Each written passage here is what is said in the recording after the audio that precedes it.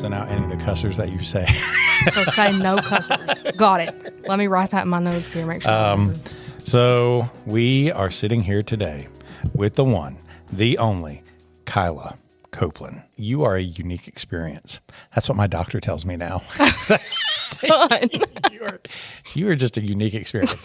Because I've had a lot of student teachers. Dr. Brown brought that up last night, that I've had a lot of student teachers for Tennessee Tech. And you are one that not only has been my student teacher, you were my student senior, you were my student sophomore, and I don't know, you've been in my life a whole lot lately. Does that suck for you? Like, It's the worst ever. Get me out of this room. it's kind of like a black hole. You just can't escape the gravity. And it Right. just keeps circling back around. Right? It just keeps coming full circle over and over and over again. It's like I can't escape it. What's And- the word for that? Destiny or something? And now you teach at the middle school, so you're right across the road from me now. And hopefully one fine day, we'll get you back up here in the Pantheon and you can be with all the greats. He's going to poach me. One of the first questions I want to ask you, let's talk about a book. What book or text, it could be a play, it could be anything, do you think was most impactful on you? This is probably going to be very shocking to you. I ought to have this written down somewhere so I could just reveal You it. should have had a guess so we could see. I'm pretty sure I know what it is. Fahrenheit. I called it. Because I think that was the first time that I started to see things for myself, you know? Like you would walk through text with us and point things out, but I think that Fahrenheit was the first book that I read that I like started to see without it having to be shown to me Yeah. that all of this meant something more than what was on that page. Okay. Even nowadays, you would point back to it and be like, that's the book. That's the activation. I think so. What was the summer read I made your class do that year? Serpent King. Oh, yeah. I forgot about that one. I wonder if I would feel the same way about that book if I used it now. I liked it when I read it, but I don't think that I would want to read it again necessarily. Yeah, I mean, I do remember the paper that I wrote on it. It was about Lydia. Yeah. Yeah. And my title was Miss Misunderstood, and I thought that I was really funny for that and like different, you know? That's so clever. No one has ever thought of that before. I could just see Kyla in her room typing it up and being all misunderstood. I really did think that I was really smart for it. And I thought that I got it from an Eric Church song that's called Mr. Misunderstood. Oh, yeah, yeah. And I was like, wow, that's the first time that phrase has ever been used. Like nobody's ever said that before. So I guarantee you it's a billion times more clever than things I came up with. I guarantee you it is. I'm not going to tell this story on a recording. I'm not even going to. But I can only remember the title of one essay that I ever wrote, and there's no way I'm going to repeat it right now. I'm just not. that's scary. Do you have anything that you want to talk about before I start slugging away at things? I don't think so. Oh, you just want to sit here? Yeah. It's a sit and get class Yeah, for you? It is. Okay. I did make notes. Okay. I came a little bit prepared. I saw the little icon where Yeah. you were opening the Google Docs. So I knew you were doing your Yeah. assignment. I was. And I was like, kids, don't talk to me right now. I'm busy. I've got real work to do.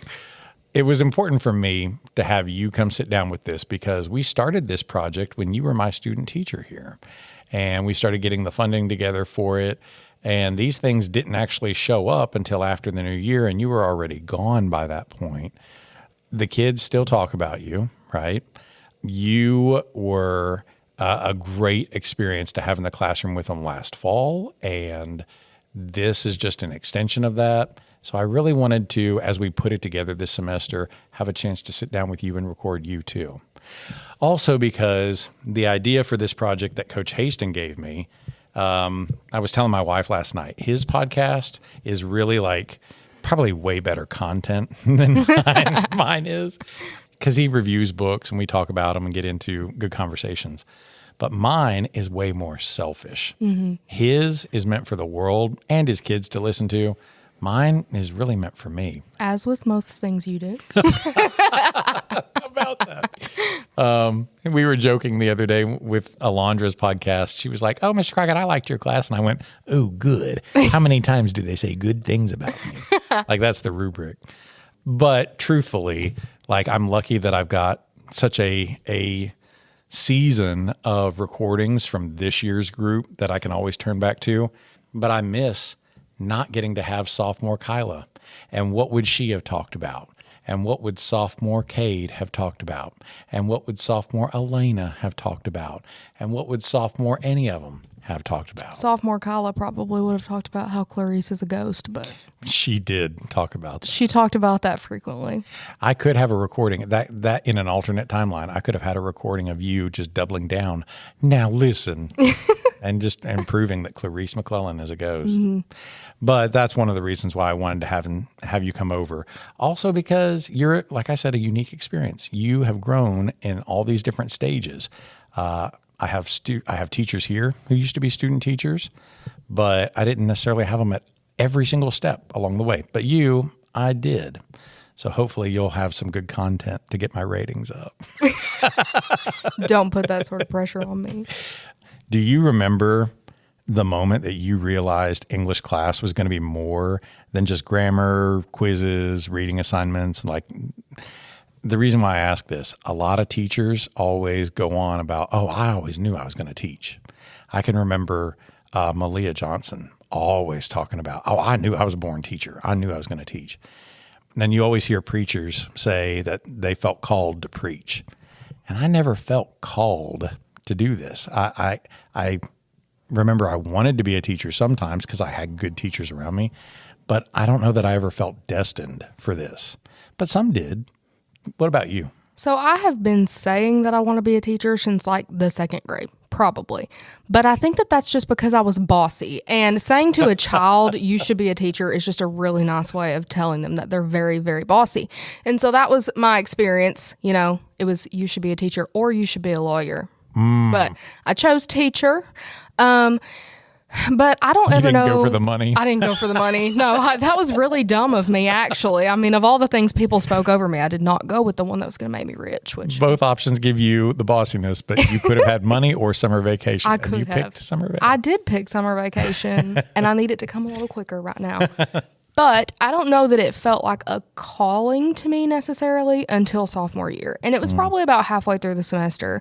And I think it was that realization that with English specifically, it's not just about what happens in this room. I've always been a deep feeler, a deep thinker, and I think that it was getting to explore that in an academic context that really called me to this subject area. And that was the point at which it did start to feel like a calling. And I was like, okay, this is what I'm supposed to do. Yeah. Can you remember a time during that year where you were like, okay, I want this as a job? It was when I read Fahrenheit. Oh, here we go again. Fahrenheit changed it for you. Yeah. Was it because your English teacher held out like an electrified stick and I said, live forever? It was definitely that. Okay. Mm-hmm.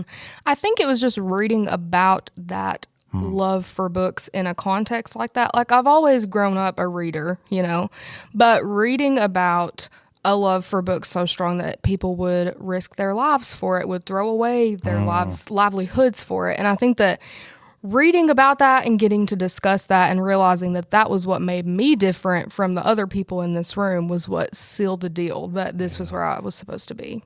So we always do Hogwarts groups in my class, and you got sorted. You didn't get drafted. You got sorted into a house, and you were originally put into Slytherin. And you denied it. You fought me, and you were like, I don't belong in this group. Why do you think you weren't fit for that group? Tell the truth. I think I know the reeling. Partially negative connotations about being in Slytherin. Oh, really? You know, like Slytherins get a bad rap, but also I was not like any of the other people in that group. That's what it was. That's the real reason. They all wanted to cheat off me, I guess in Slytherin fashion, but I was just not having it. I was taking my good grade and leaving them in the dust. Yeah. So we didn't have a great Slytherin relationship. We weren't, unity is not something that we practiced over there. And it started to get to a point where like, I really don't think they liked me. Some of them probably still don't like me because it would be, hey, Because you told them that they were cheating off you and you weren't going to have that? Yes, I did. And I think that that's real Slytherin, though. Like, no, I'm not helping you with this assignment. I'm not. So I think I was a Slytherin. But it's also Slytherin to be like trying to skeeve off the others and be like, hey, what'd you get for this? Right. Yeah. So maybe we were all Slytherin, but we did not get along. Listen. So I was like, I need out of here into Ravenclaw where these people are going to do their own daggum work, which was also very Slytherin of me. Yeah. So I changed you in January, I remember. And I remember telling you exactly that same thing. That's why you belong over here. Mm-hmm.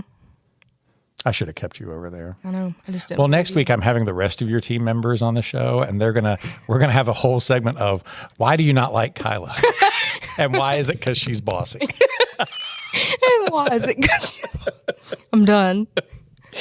As your teacher back then, I definitely remember you being bold. So where's this boldness come from? Because I don't think your brother's like that.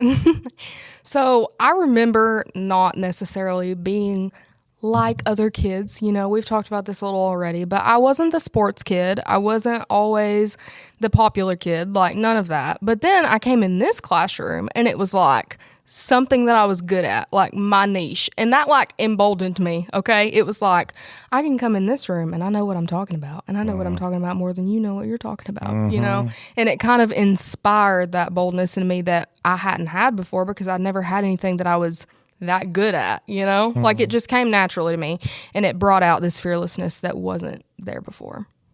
I was wanting to build upon that with, you were obviously bold your sophomore year.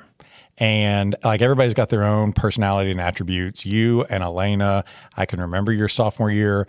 And while you may have been bold, she was not. And Elena would agree with that. If she were sitting here in front of us, she would agree with that. Boldness would not have been her attribute. She has many other wonderful qualities. Boldness was not it. But then I had you again as a senior, but I also knew you through your junior year too. How do you think you changed from sophomore year through junior year? Oh, gosh. And it doesn't necessarily need to be your English class. It could be anything. Like when you think back to who you were changing from sophomore year to junior year.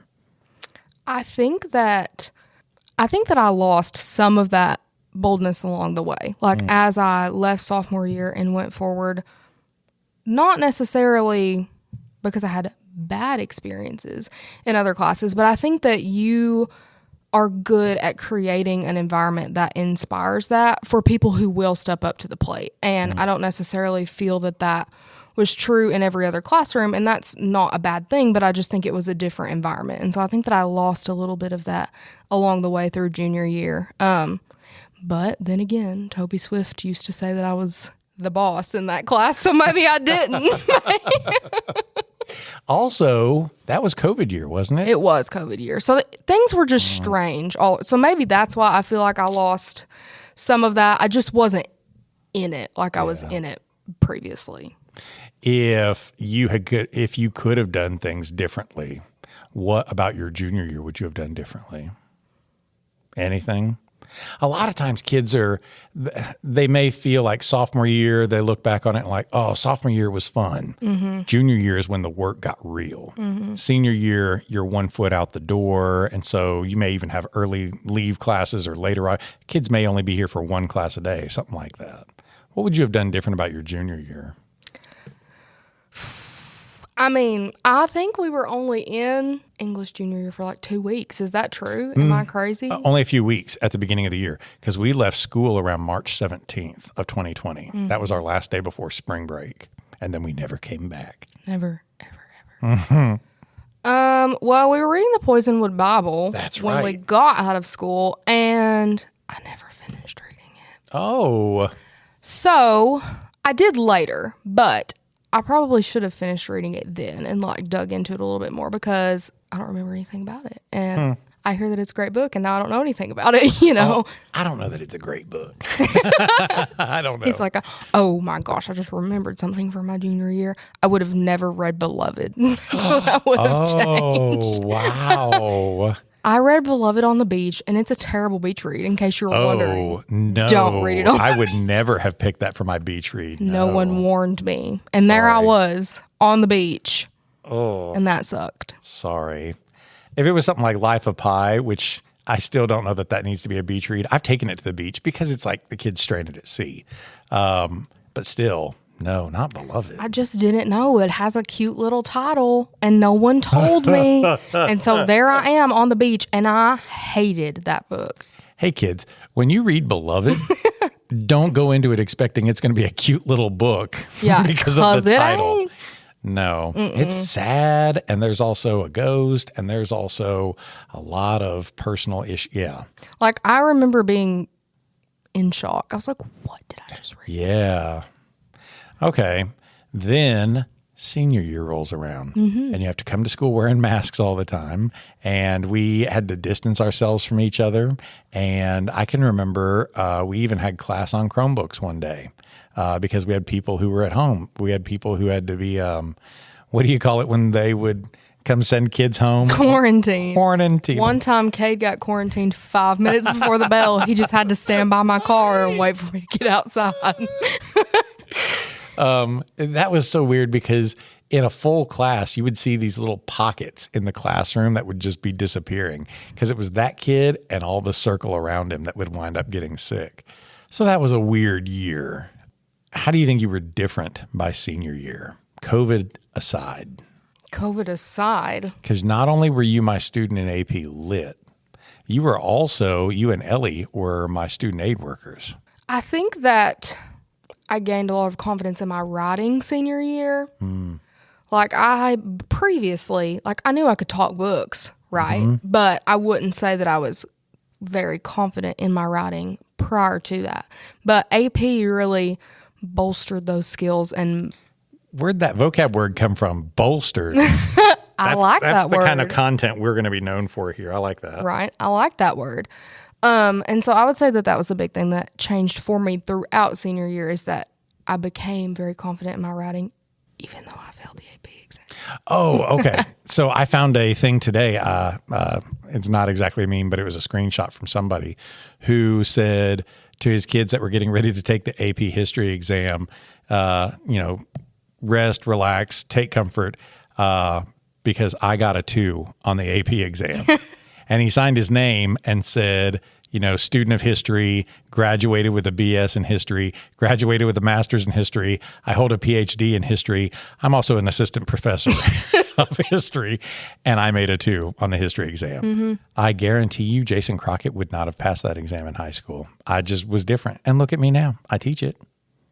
So that's no mark of anything. I will never forget Shane asking me what I made on the AP exam. And then looking at you in disgust. Yes. And I said, Shane, I made a 2. And he said, good to know. And I was like, that sounds vaguely threatening. How dare you grade my essay, you right? 2. How dare you? I know that I would have struggled with it. They took their AP Lit exam today. Oh, my. And this year was the first different one. This year, for the first time, none of them came to tell me about it. Seriously? Not one of them. We were like banging on your door. Yes. And you guys took it across town, right? Mm-hmm. And not one of them came by to say anything about it today. Well. Those dirtbags. Those kids. But so you grew up with some boldness, you think, in your senior year? Here's the real question, as far as like from a teacher perspective, do you think you were picking up any foundational skills, whether just being a student in the class, whether it was being a student aid worker, whether it was just learning how to deal with things your senior year? Do you think you were picking up any skills then that you didn't know about it? But sitting here today in 2025, looking back, you're like, yeah, I can see where I was picking up teacherly skills then. Yeah. I definitely don't think that I knew it or saw it then. But looking back, like, for example, something that comes to mind is when we would go through and grade AP essays together. I had not looked at that since my time in AP. Like, and somehow I knew how to grade them. And I was like, okay, so I guess I was listening that whole time. But even in things like Socratic circles, right? I think that the boldness that I had was always that sort of like teacherly voice of, this is what I saw and I want you to hear it. Like, I want to teach you. I want you to see. So I think that I was picking up on those skills and those things, but I just definitely didn't know it at the time. Jump ahead to this year, because you and Elena came back multiple times to visit me. You came back multiple times to bring me yurt. We're going to have to do a commercial for yurt. In the middle of this too. I always joke that we're going to get sponsorship from them, but really, we're going to get sponsorship. I had a yurt today. That's why I'm like, hey, I had a yurt today too, and it was great. Jump ahead then. You now get to be my student teacher this year. And you got that notification this summer just like I did. What'd you think? First of all, I was excited because I knew that I was going to be in the classroom of someone who was going to teach me things that I wanted to learn, you know? And what I mean by that is the kind of classroom that I want to create. Like, I was going to get to have a front row seat into learning how to do that. But I was also intimidated. What? I was. And I told you Why? that when I came in. I was intimidated because I just think that you're the greatest. And that was scary to be a student teacher, to be brand new and definitely not the greatest. And to have to, I felt like I had something to prove because I had been with you for so long and learned so much from you that it's like I felt like I needed to show you what I had, you know? Yeah. Keep saying good stuff. Tell me more because I'm kidding. He's making a list. No, because it was angling to this as well. When I did my student teaching, I got paired up with the most wonderful person. Her name is Peggy Fragopoulos. She used to teach at Monterey High School, and she's a legendary teacher. I can remember one of the people in the building telling me, you know, this is a great opportunity from you. You're going to love it, but don't try to be Peggy Fragopoulos because ain't nobody going to be Peggy Fragopoulos. You learn what you can from her and, you know, have a great experience. But don't expect that you're going to go out there and reproduce what she does because you are you and she is she. So you felt intimidated by picking up things from me and needing to prove yourself. How do you think you have distanced yourself from what Jason Crockett was forming you as a teacher to be?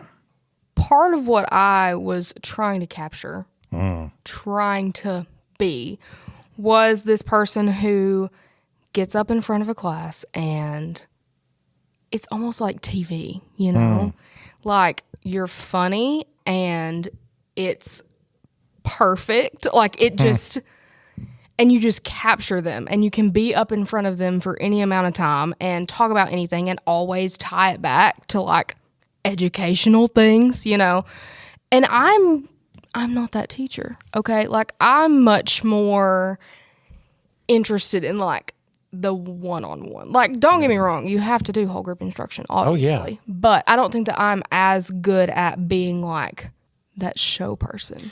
So I think that part of what I was trying to capture was that like perfect, you know what I'm saying? And I just don't know. I think that I've moved away from that some, of feeling like I have to be funny and all of that stuff. I gotcha. Your first day in here, what was that like? Terrifying. Not. Why was it terrifying? Because so to be fair, this was not your classroom, right? Because I Yes. moved rooms Yes. after you graduated. Maybe it would have still been terrifying coming back to old room 105, but room 117, we were living in it now. This is a new place. He's settled in here. He's finally got the room looking the way he wants it to look. Is it because the room is different and you didn't feel as comfortable there, or is it because of the requirements of the job? I think it was the requirements of the job. I mean, we had this conversation a couple of times that I, especially in the beginning, had the tendency to just be a wallflower. Like, I didn't feel comfortable inserting myself into this world. And it was, I mean, you welcomed me from day one to do so, but it's like I had to hype myself up to get to that point. Oh, sure. So talking to kids was scary. I mean, I had been in classrooms before, but it was middle school mostly, and like most of them still like you. Some of them definitely don't. But I would say the like to dislike ratio is different in middle school. They want to talk to you. These kids really don't give a crap. And so making myself like talk to them I had to make them want to talk to me, you know? And that was hard for me, very hard for me. I can remember that first day in August being excited to have you back. I like getting student teachers, especially good ones. I like getting student teachers back, and I knew Kyla was going to be a good one. And seeing that notification during the summer that I got you, that was like winning a lottery, Right. you know, getting to have one of my kids back. 2, getting to have you here on that first day, just because you and I have a really good working relationship. I've known you for a billion years, and your energy and my energy in the classroom just vibe. And I know, here's another thing. I know that I can trust you and walk out of the room and you're not going to set the room on fire. Right. Or, I don't know, just collapse into tears and be like, I don't know why they're talking at me. I knew that I could walk out of the room, go take care of something and come back and probably find you interacting with the kids or taking over the lesson or something like that. You don't find that with everybody. But I knew that I would be able to trust you with my stuff. I knew that this was going to be a unique opportunity to grow somebody that just matters a whole lot to me and this whole school. I remember your first week, I think it was, when you first started doing like lessons for yourself. Maybe it was I don't think it was the first day, but somewhere in the first week, you and I would always touch base at the end of the day back at the desk. And there was a part where I was working at my desk collecting stuff and you were seeing kids out of the room. And then afterward, you were picking up stuff. And I said, well, how did that go? And you went, well, that was terrible. I'm pretty sure I'm just going to quit right now. And I was like, no, not really. And I can remember you tearing up. Do you remember the day that I'm talking about? I do remember the day that you're talking about because I think I said that I was going to go work at Buc-ee's. Yes, that's right. That you were going to quit teaching and go work at Buc-ee's, which honestly, Mr. Lynn even said you'd probably make better money. I would. I checked. Also, you'd have better treats and stuff like that there. Heck, maybe we can go get us a job this afternoon. Maybe we should. Maybe. But I remember you tearing up in your eye. And I feel like you really took it to heart that the lesson did not go exactly the way you wanted.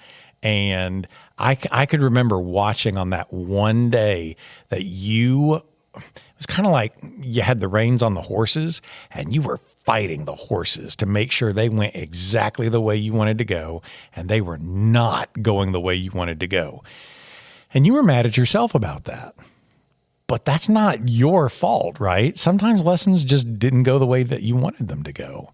And you were really hard on yourself about it. I hope that I made it clear that on plenty of days, the show just doesn't go the way you wanted it to go. And you have to give yourself some grace about that.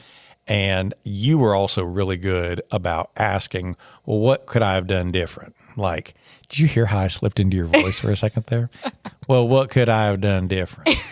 And I think a good teacher does do that, where they try to evaluate themselves first. If it didn't go well, is it because of me?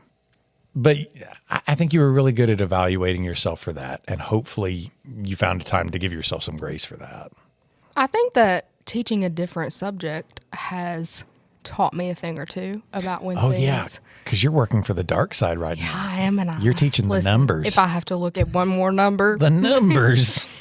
I think that I've learned a lot about when things don't go according to plan, because my first couple of weeks, that happened almost every day. Yeah. Where I was like, I barely know what I'm talking about, and I'm trying to teach these kids, you know? Yeah. And it has taught me to just be more go with the flow. Like, at the end of the day, this is what one of the other teachers in the hallway told me. You can't break them. Like, they're already broken enough when they come to you. You cannot break them. Just do your best. And at the end of the day, it's fine. And so I think that adopting that kind of go with the flow, just letting it roll off my back mindset helped me, because used to, if something was not going according to plan, I panicked. And there was no turning that ship around, because I had already panicked. And so I was going to follow through with whatever I was doing, because that's what I had laid out in my brain.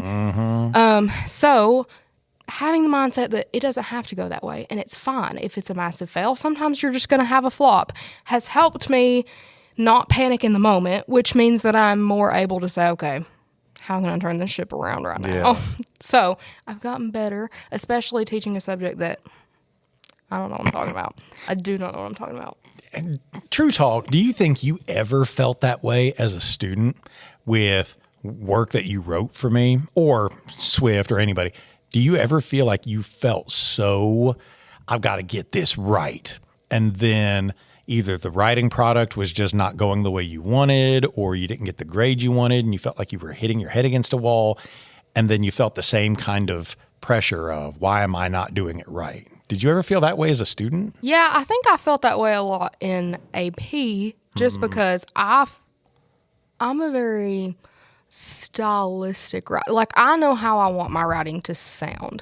And sometimes I felt like the constraints of the things that I needed to make sure I was including in writing for AP, sometimes I felt a lot of pressure to like still have a writing product that I was proud of and have all the things that I needed to have. And there would be times when I would turn something in and I would be like, no, I'm proud of that. I'm proud of the way it sounds. And then I would not get a good grade on it. Like, it was hard for me to wrap my head around holding those two things and balancing them. Like, having something that, yes, I'm proud of that. I'm proud of the way it reads. I'm proud of the way it flows, but it also has everything that I need to have in there. You brought in some of your own writing to class last fall. Do you remember doing that? I do. What was it for? Was it the research project, or was it one of their... No, I think it was Misunderstood. Oh, gosh. The legendary essay. Do you ever look back on your student writing and feel really good or really not good about it? The first time that I looked at my own student writing, I felt really bad about it. But after reading some other writing of some other sophomores, Yeah. I felt better, a little better. I feel like I had a better grasp then than I give myself credit for now. Obviously, I've grown a lot and changed a lot as a writer since then, but I think that I had a more firm grasp on it than maybe some of the other kids at that age. Oh, sure. I would say, like, I can remember finding my senior research paper, which I think was about the Crusades. And I remember finding it in a binder my first year here or so, and just being like, oh my gosh, from 1997, this is insane. And flipping through it and just being like, oh, this is horrible. Oh my gosh. And then getting to the very back, my teacher would wait and she would just write a grade on the back. There was no feedback, and all it said was 98.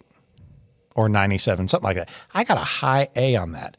And I remember feeling affronted by that, thinking if a kid turned that into Jason Crockett now, I would have nuked it. For the kid's sake, not for mine, not to be mean, but because that kid needs to see he's got to fix this to make this better. Because we always go on that tangent that the work you turn in is a reflection of who you are, and you want the kid to be better at their craft, not to be cruel.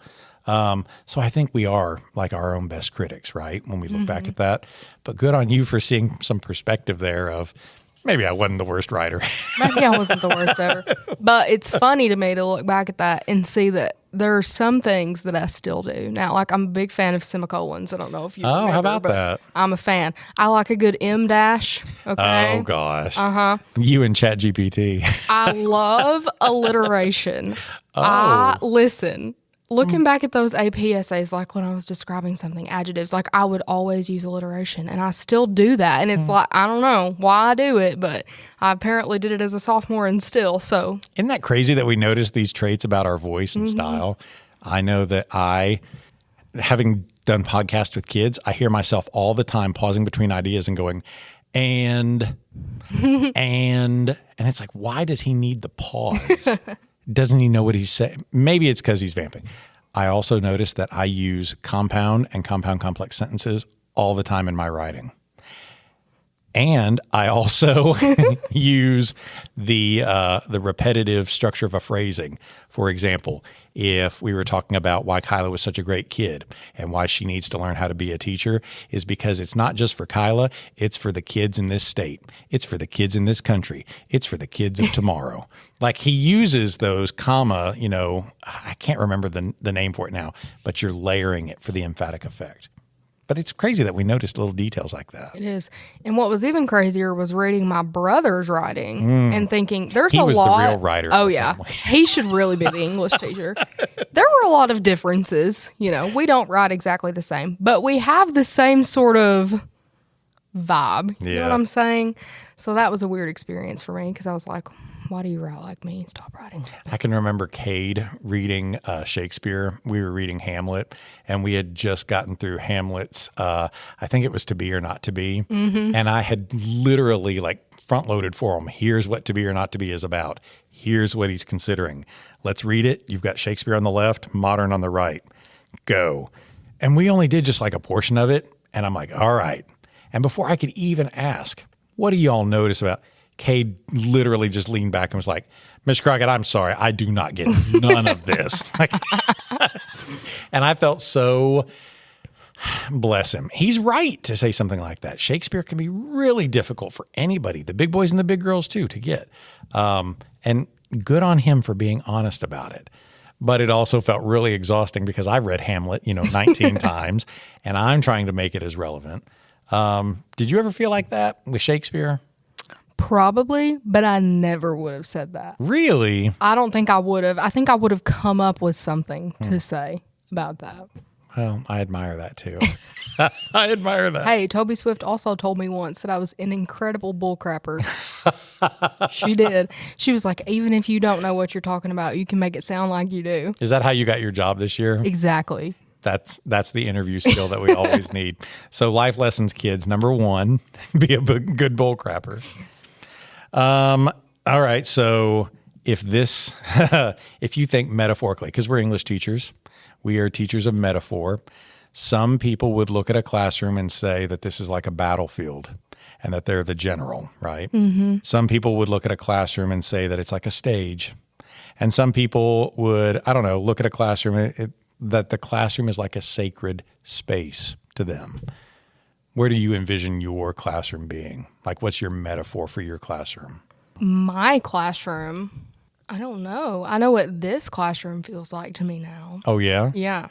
What? This classroom is like a time capsule. That's how I would describe it. Oh, that's cool. It's seen so many different versions of me that when I step in here, it's just different place and time, I love that.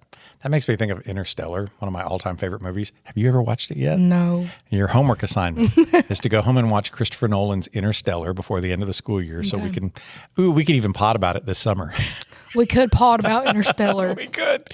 But he gets to go on this space trip, and because of traveling at the speed of light, you advance at an age rate difference, but he also kind of gets kicked back through different stages of time, and he's watching his daughter through all these different stages of her life.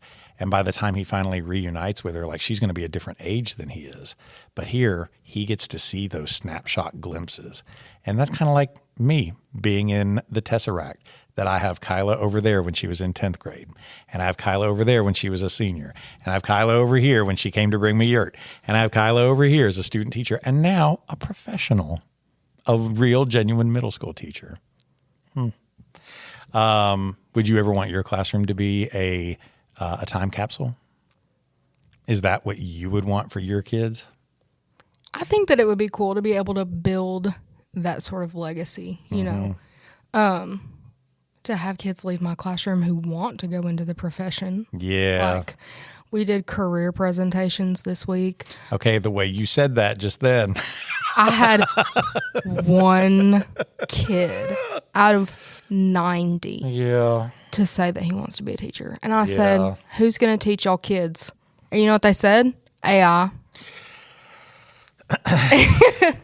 So we're going to document this as of May 7th, 2025, and then we're going to be able to look back and see how true that was. You know what? It may go that way.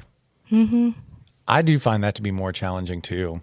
I feel like it's not like I always had a ton of kids who were like, oh, I want to be a teacher. I want to be a teacher. But I do feel like it's gotten fewer and farther between. I think if I'm looking at this year's honors class, I've had one kid tell me, oh, I could see doing that.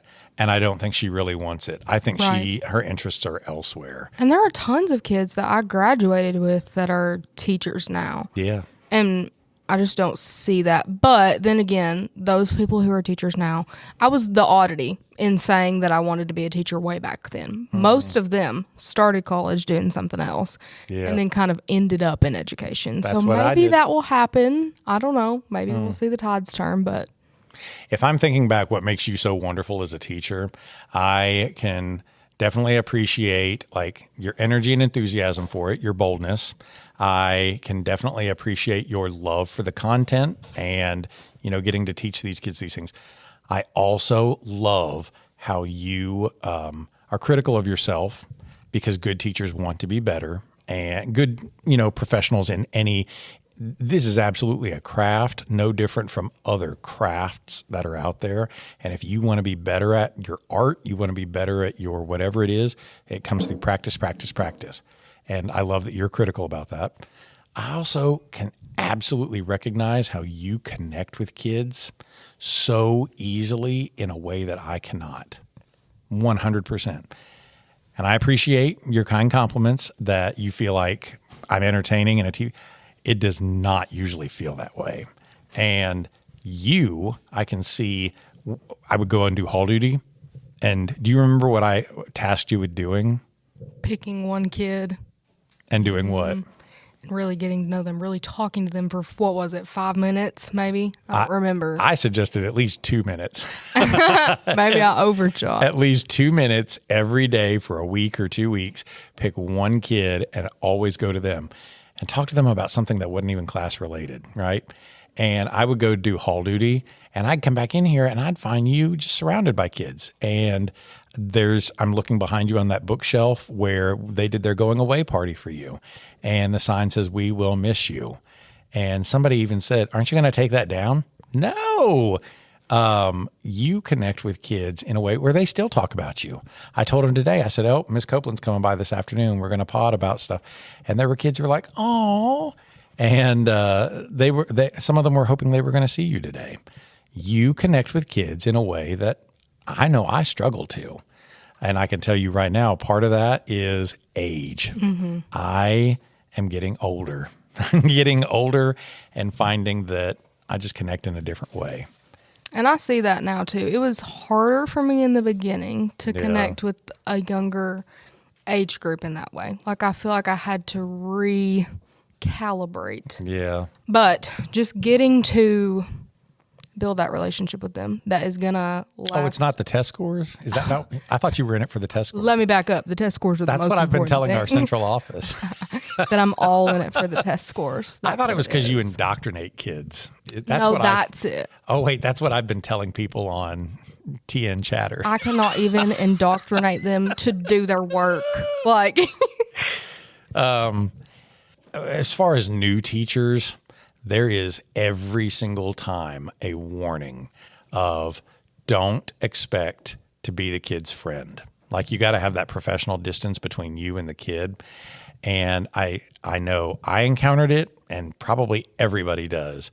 When you're younger and so much closer in years to the kids, it's going to be a lot easier to blur that line. Mm-hmm. And it does feel really good to have people like you.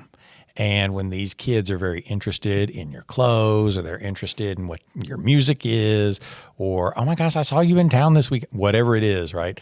The younger person, it is easier to attach to you. And it's a very cautionary thing to not blur that, to not mistake that. You are their teacher first.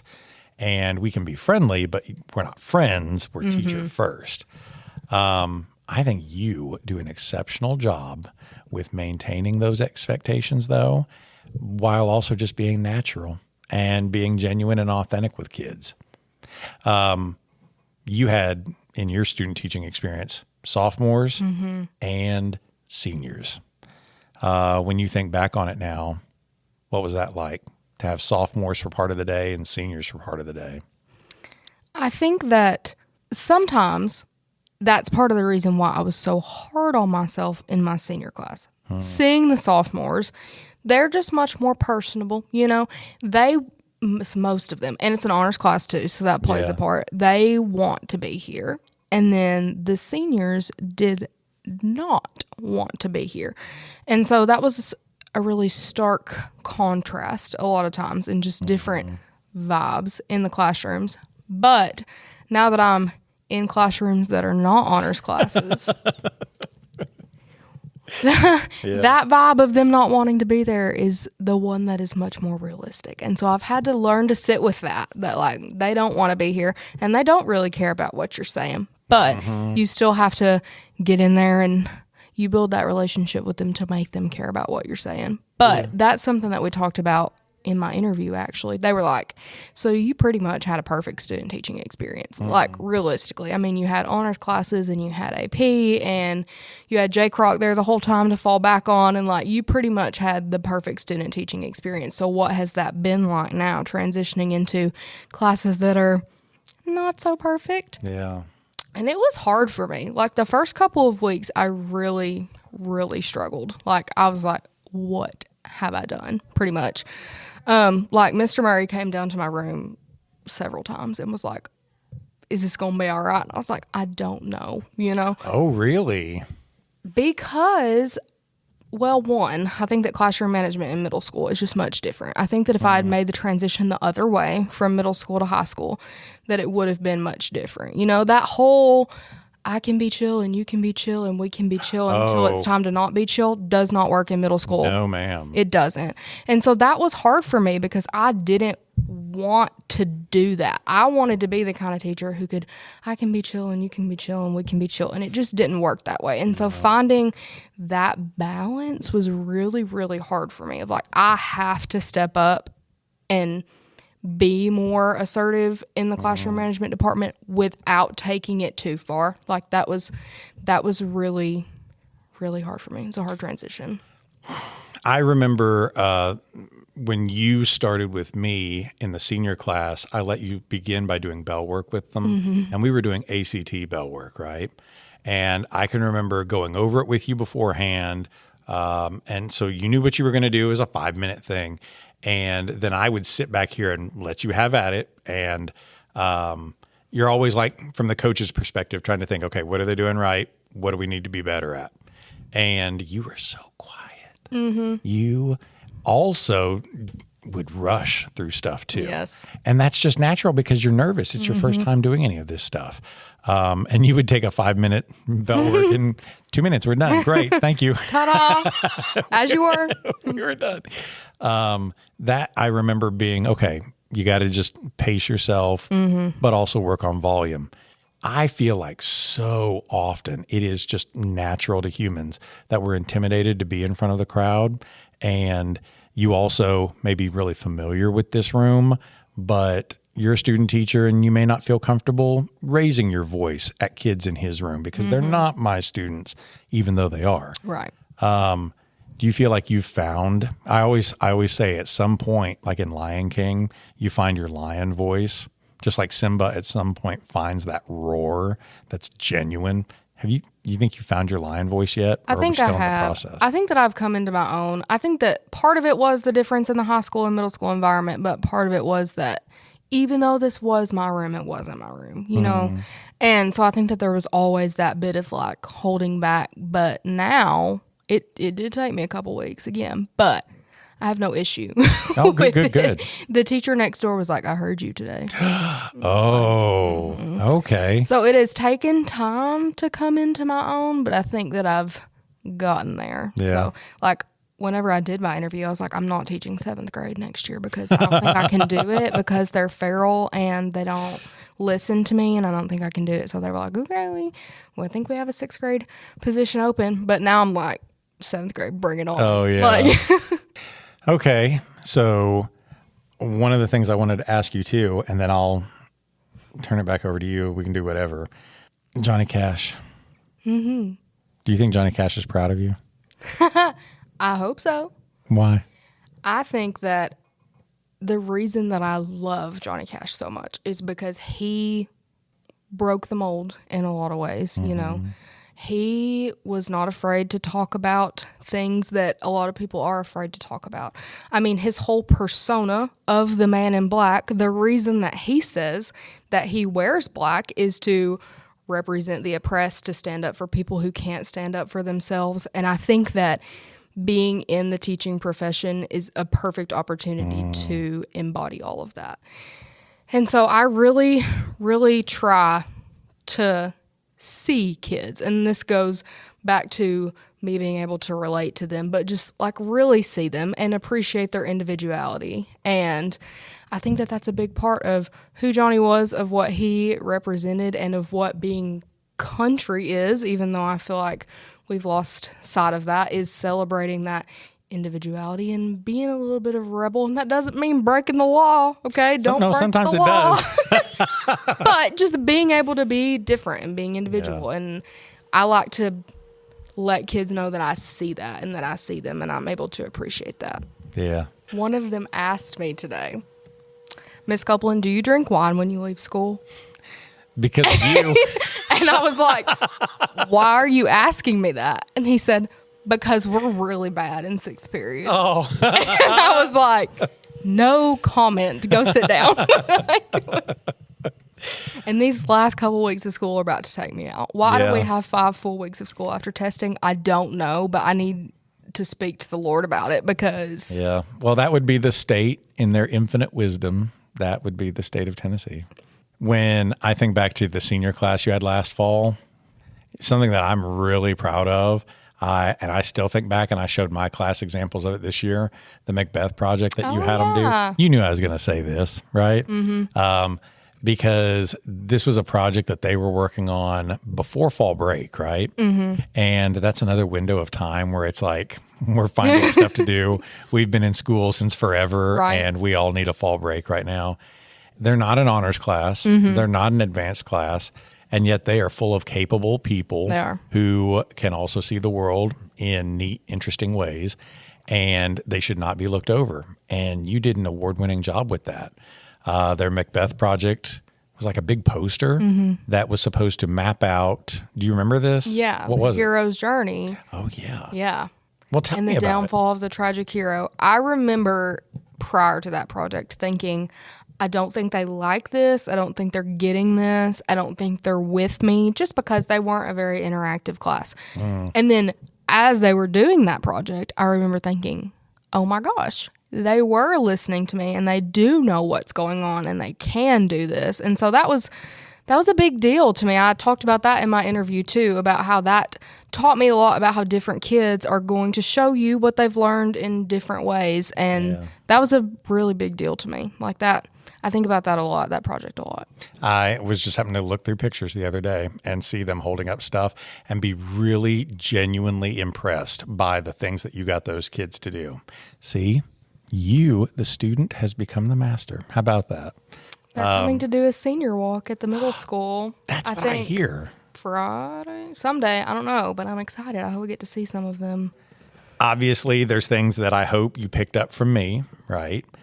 What would you think is something that you picked up from Jason Crockett that, you know, as a teacher, that's part of my arsenal now? I want to be like that, or I want to use that.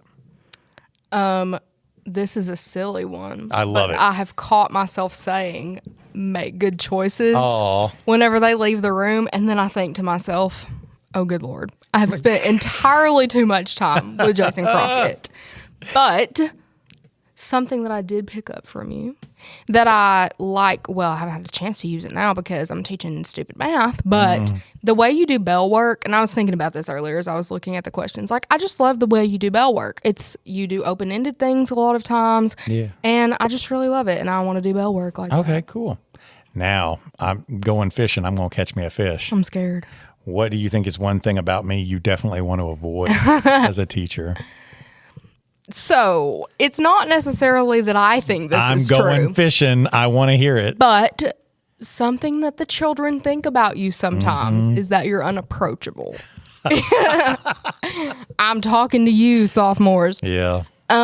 They think that you're unapproachable and they don't want to talk to you about things. And they wanted to talk to Miss Copeland about things let Miss Copeland relay things to the big man. And so I think just making a conscious effort to present myself as being approachable, but I don't think I do a fantastic job at that yet. You don't think you do? Maybe I do. Wrong. You do. Yeah.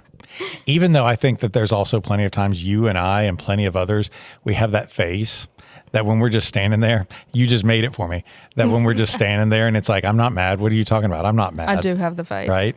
But kids find you very approachable. That's why they wanted to talk to me and not you. Oh, yeah. So maybe it's like how some people will pray to the Virgin Mary on our behalf. Will you go find out if he's in a good mood? And please, won't you talk him into letting us see a movie? Like, I literally had a kid email me one time and be like, what do I do? And I'm thinking to myself, do you think he doesn't know? Like, he and I have had a conversation about this. Like, do you think he doesn't know? And so my reply was like, talk to him. I don't know. Go talk to him. You make me drink. Go talk to your real teacher. What would you have changed about your student teaching experience? Either because of things that we did or because of the way that our university sets it up or whatever, knowing what you know now, what would you have changed? As much as we've talked about my boldness, I think that there were times in my student teaching that I held back about certain things, you know. Like, I remember one day in particular where you were like, do you want to teach the sophomores today? And I was like, no. Because I was scared, because I was nervous, and like all that's fine. But looking back, I'm like, I wish I would have done more with the sophomores and done more with AP, and which toward the end we got there where I was doing things with them. Oh, yeah. But I wish that I had been just a little bit less afraid in the beginning. Well, what do you want to ask me? Oh, I have a great idea. Something that they asked me in my interview about you was... Oh, wait, whoa. She said, what would Mr. Crockett say about you? Oh. I said that I hoped that you would say good things. Absolutely. And I said that we just had a really great working relationship and it was just a great experience, I think, for the both of us. But I did talk a little about how you did have to say, like, you got to quit being a wallflower kid. You got to get in there. But I didn't know how to answer that question. I was like, what would I say about Kyla? You are an extremely capable person. You have a brilliant voice. And you have a wonderful heart for the things that we do. You want to make these kids have real learning experiences and not just packets, not just assignments. You actually give a crap about being a good teacher and making sure that these kids are better for time in your classroom and time that we've spent together here. You want them to be better, the people that they're going to be next year and the people that they're going to be after school. Also, you're cool. And you may not think that, but you are. I mean, you're Johnny Cash cool. I'm going to send this to my interview panel and be like, there's the real answer to the question. You need to add this to your professionalism at the end of the year. I'm going to just attach this and be like, listen to this short clip. I have to self-evaluate. Here's my... I made him brag on me just to put this in my professionalism. And I know all that's true because Johnny Cash and I were in the JCs, right? Right. Johnny Cash. It's a Louis brotherhood. Caesar, Jason Crockett, Jesus Christ. We're all in. You almost forgot that one. I can't forget Be that careful. one. You know what? For teacher appreciation, I appreciate you, Kyla. Well, I appreciate you. Now, here's how we have to say it. This is something that Haston and I do now when we sign off on our podcast. You have to say it in the voice of somebody else. So what we're going to do is we're going to sign off by saying thank you. I'm going to say it as Kyla would say it. And you're going to say it as Jason Crockett would say it. I'm scared. And I've already like done my impression of you once already. So I'm trying to get the glasses on. I'm trying to get my attitude together. And I'm going to say, well, thank you. No, that's not even right. I got to do it again. Well, thank you. Now you got to say it the way I would say it, child. Thank you. I can't talk like you talk. Was that zombie? You have to like growl. You have to like growl. Thank you. You have to be like, Thank you.